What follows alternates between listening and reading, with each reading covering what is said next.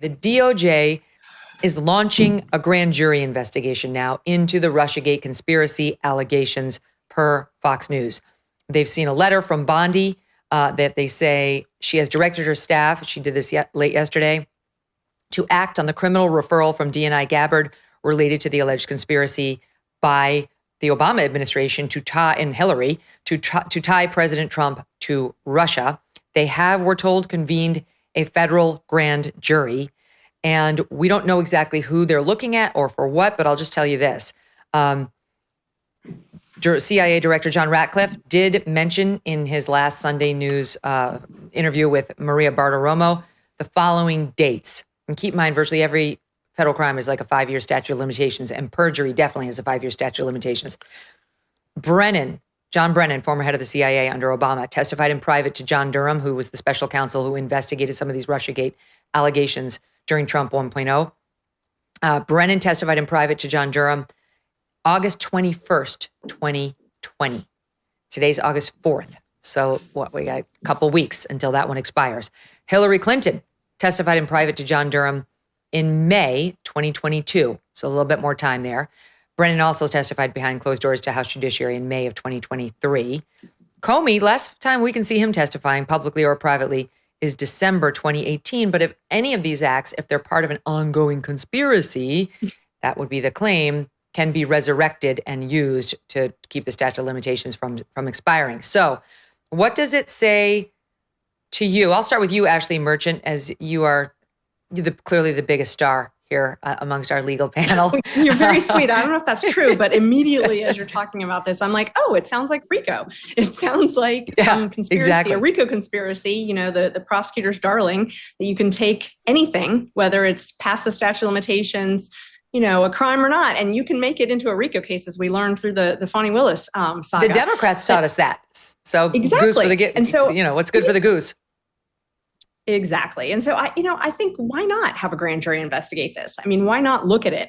I know there's a lot of unanswered questions. And so, put people under oath, put them on the stand, have them actually testify. I know we're going to have them testify in front of the House as well. See if their stories all match and see what happens. Because as we've seen from live TV, a lot of times when you have people on the stand, stories don't match.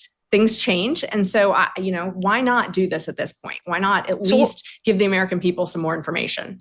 What about it, Dave? Because it's one thing, Comer is subpoenaing a bunch of people in the Epstein investigation. We started the show with that. This is different. I'd much rather get a subpoena from James Comer than to get a grand jury subpoena, which is not to be trifled with, right? Like that. Now you're talking about, okay, actual criminal liability potentially. And probably most of these people will plead the fifth, no? Well, it depends. There's the lesson of the John Durham investigation. We saw this before where John Durham investigated and brought charges for perjury.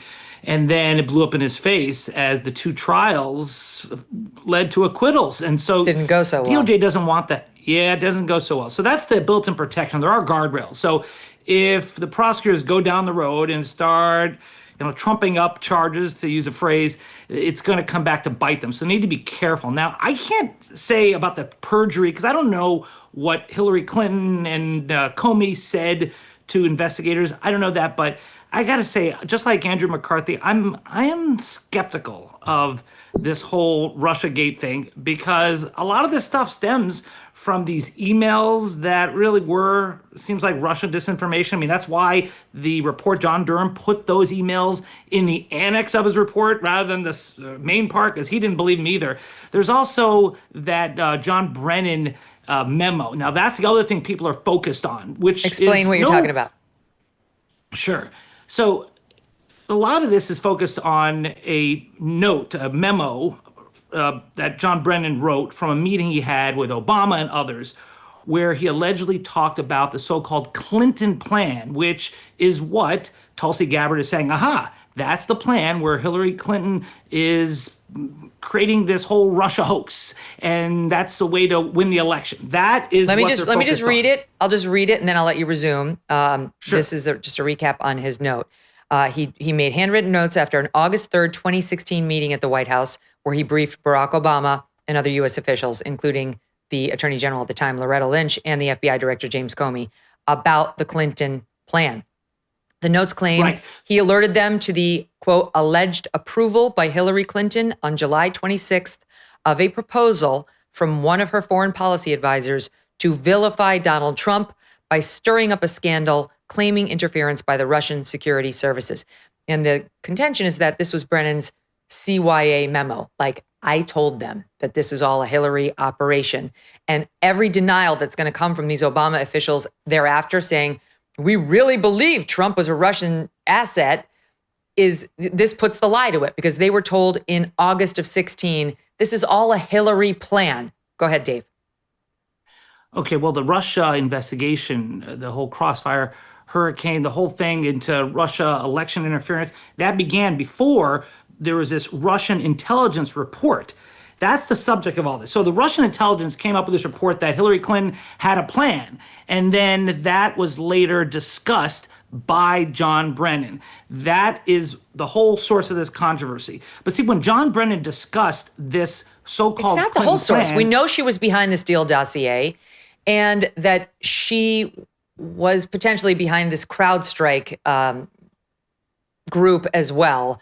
That is believed that is the one that said Russia hacked the DNC, and she funded them too. So it's not all just some Russian email said she did this shit. Her campaign was 100% behind that Steele dossier.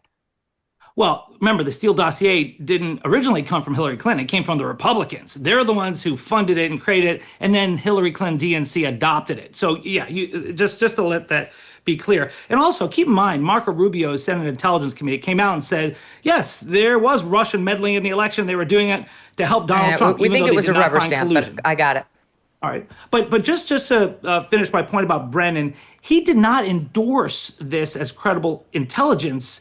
In fact, the context of his notes showed that intelligence officials were skeptical of the authenticity of this so-called Clinton plan because it came from what they believed was Russian intelligence trying to create this disinformation campaign. So if they want to do a grand jury to look at stuff, where it really came from Hillary. was emails that had been unearthed by the Russians that they were discussing, from Hillary's top emissaries discussing the plan, and they named the person on her team that came up with the plan. That actually was a Russian hack. No, but the person who allegedly sent the email and the person who received the email both said they've never seen this before. And if you look at the emails, and I've read both of them, they certainly look totally like disavowed emails from Russian disinformation. Yeah, that's why John Durham didn't put it in his main report. He put it in the annex. Don't you think that if this was a real email, that John Durham would have put it on page 1? Because that's the point of his investigation. Instead, he put it in the annex of his report because he didn't believe them either. But that's why did the annex go to the grand jury? Why did the annex go to the CIA safe at Langley, and where it was buried to the point where even the archivist didn't get a copy? Nobody got a copy of it. Why? That just stinks to high heaven, because there was something in there that they didn't want us to see. But Ashley, your point is the grand jury will help bring some of this to light. Phil, let me get you to weigh in. Your thoughts?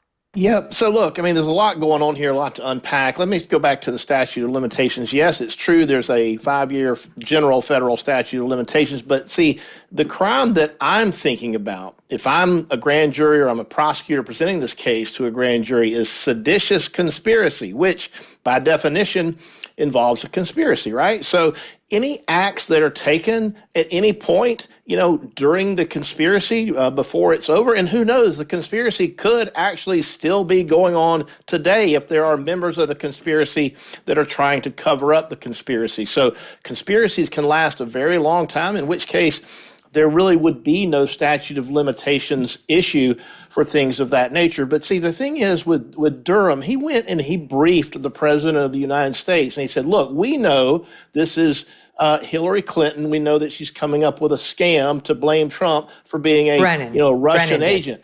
And then, I'm sorry, yeah, Brennan. So then he briefed the President Obama, and the U.S. intelligence services are skeptical that any of this is true. But then he takes it and he ramrods it down the throats of the intelligence community, makes them come up with a new assessment at the direction of the President of the United States, and then they just drop this bomb basically that explodes and tears up American society, and they all leave office.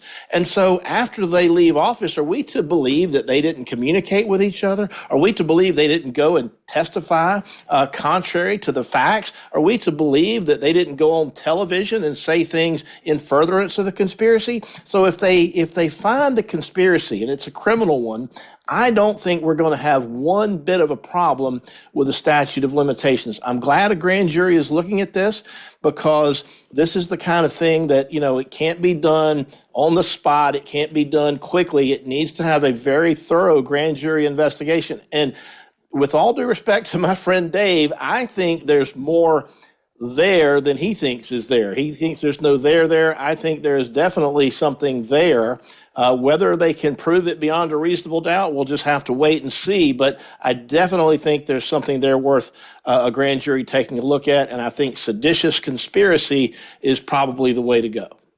Let me ask you this, Ashley, as somebody who just was in the middle of a RICO case, and I'm not saying this would be RICO, but my point is simply RICO cases, as this case, are complicated. They are really complicated. And I think this is a problem that the Trump side, this DOJ, is going to have. I mean, I can't even tell you the number of hours I've spent reading materials on this over the past 2 weeks. And I'm a lawyer. I'm a journalist. I do this kind of thing for a living. I'm still confused. Right. So they're going to try to explain this to a grand jury in a way that's really simple and they can understand what they're indicting and why. Like, good luck. I say that all the time. I mean, I say lawyers can't figure out RICO, how do we expect jurors to? But I think that's going to come down to where they decide to do this jury. Are they going to do it in DC or are they going to do it in Florida? And that is where it really matters when you analyze your jury pool, because a RICO case, a lot of times you just throw a lot of stuff up and hope something sticks. And if you have a jury pool that is very politically motivated one way versus a jury pool politically motivated another way, you're likely to get a conviction. You're likely to get an indictment based on that. And so I think it's going to be really vital if they want to pursue this to determine, do you want to hear it in DC, where you probably have a jury pool that's not going to be as receptive to it, or do you want to hear it in South Florida?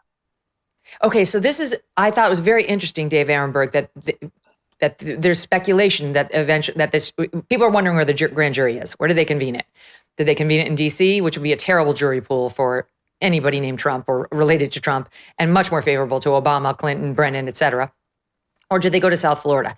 And now I've heard multiple people who are close to Trump on air, podcasts and TV and so on, continuing to mention the raid at Mar-a-Lago. The raid at Mar-a-Lago was key. They were actually looking for the House intelligence report. That's really what the FBI was doing there.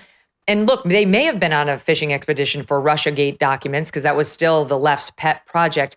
But I think that's going to be the key. They're going to use that to make this a South Florida grand jury, right? Your hometown, that's where they're going to go. What do you think? Because there's no way they prefer DC over Florida. Oh, my goodness. D.C., I think, voted 5% for Donald Trump. I don't think they want to go to D.C. They definitely want to go to the red state of Florida, and now Dade County and Miami has turned red. So, yeah, I think you're right. But as far as the connection to the raid on Mar-a-Lago, there was a search warrant that said that evidence exists of a crime at Mar-a-Lago relating to the retention of documents.